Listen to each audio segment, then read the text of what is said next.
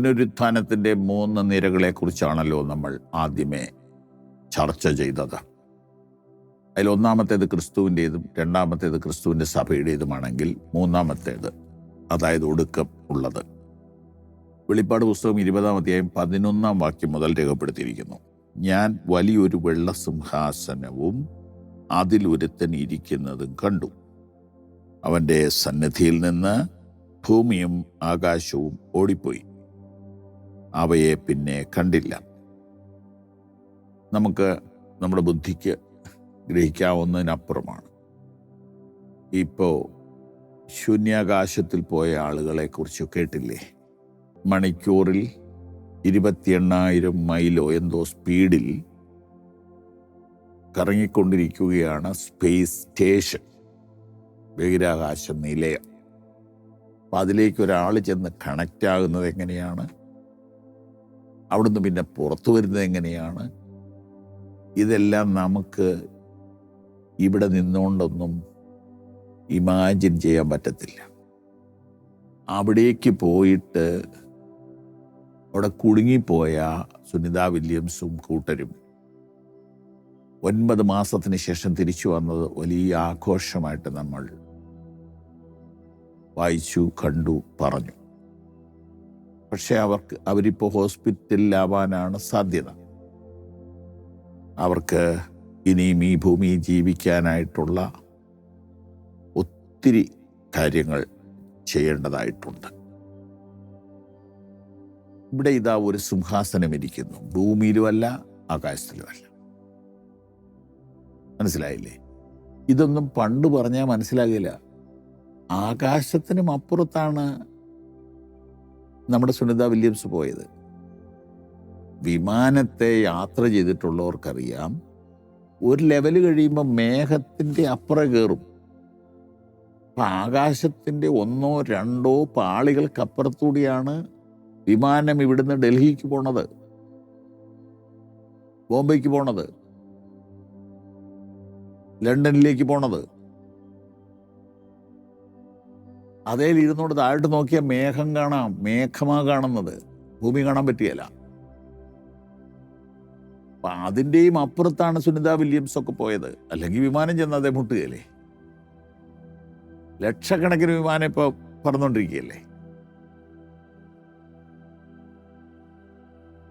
ഞാൻ വായിച്ചതിൻ്റെ ഓർമ്മ ശരിയാണെങ്കിൽ നേരെ മുകളിലേക്ക് 400 കിലോമീറ്റർ ഉയരത്തിലാണ് ആ നിലയം സ്ഥിതി ചെയ്യുന്നത്. എന്നാൽ വിമാനം പറക്കുന്നത് 35,000 അടി ഉയരത്തിലാണ്. എനിക്ക് ഇതിൻ്റെ കണക്കുകളെ കുറിച്ച് വലിയ അറിവില്ല. ഒരു മനുഷ്യൻ 6 അടി അല്ലേ? അതേസമയത്ത് കിലോമീറ്റർ പറയുമ്പോൾ എത്രയാ? ഇങ്ങനെ ഇതിൻ്റെ കണക്കുകളെക്കുറിച്ച് അറിയാവുന്നവരോട് വിശദമായിട്ട് നിങ്ങൾ ചോദിച്ച് പഠിക്കണം. അപ്പോൾ ആകാശത്തിലും ഭൂമിയിലും അല്ലാത്തടത്താണ് ദൈവത്തിൻ്റെ സിംഹാസനം വെച്ചിരിക്കുന്നത്. വെച്ചിട്ട് നാം വായിക്കുന്നത്, മരിച്ചവർ ആബാലവൃദ്ധം സിംഹാസനത്തിന് മുമ്പിൽ നിൽക്കുന്നത് ഞാൻ കണ്ടു. ആദാം മുതൽ ഇന്ന് വരെ മരിച്ച മുഴുവൻ മനുഷ്യരും ഉയർത്തെഴുന്നേൽക്കുക. മരിച്ചവർ ആബാലവൃദ്ധം, കുട്ടികൾ മരിച്ചിട്ടുണ്ടല്ലോ, എല്ലാവരും വരും. മനുഷ്യൻ അങ്ങനെയാണ്, മനുഷ്യനെ ദൈവം അങ്ങനെ സൃഷ്ടിച്ചത്.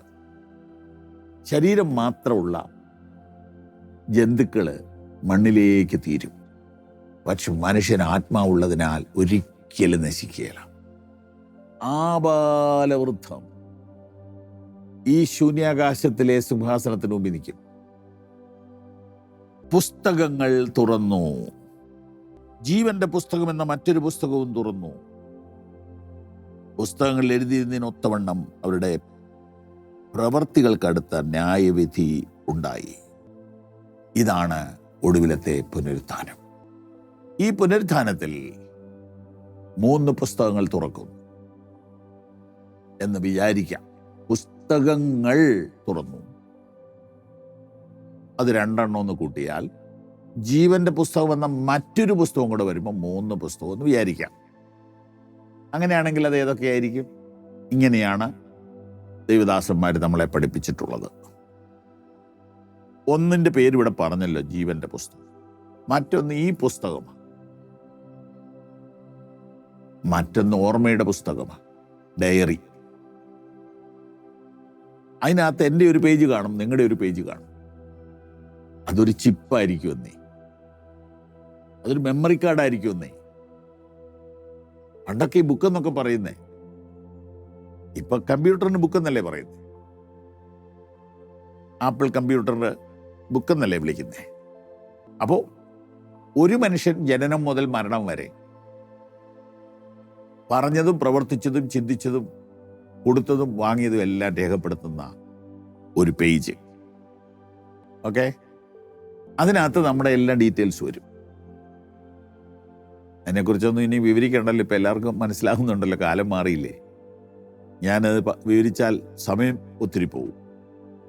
നിങ്ങളുടെ മൊബൈലിനകത്തുണ്ട് നിങ്ങൾ എന്തൊക്കെ ചെയ്തെന്ന്, നിങ്ങൾ എവിടെയൊക്കെ പോയെന്ന്. അടുത്ത ദിവസം വിവരിക്കാം. ഒരു പുനരുത്ഥാനമുണ്ട്, ഒരു ന്യായവിധിയുണ്ട്. കരുതലോടെ ജീവിക്കാം. ദൈവം നിങ്ങളെ അനുഗ്രഹിക്കട്ടെ. ഈ സന്ദേശങ്ങൾ നിങ്ങൾക്ക് തുടർച്ചയായി ലഭിക്കുവാൻ പവർ വിഷൻ ടിവിയുടെ സാമൂഹിക മാധ്യമങ്ങൾ സന്ദർശിക്കുക.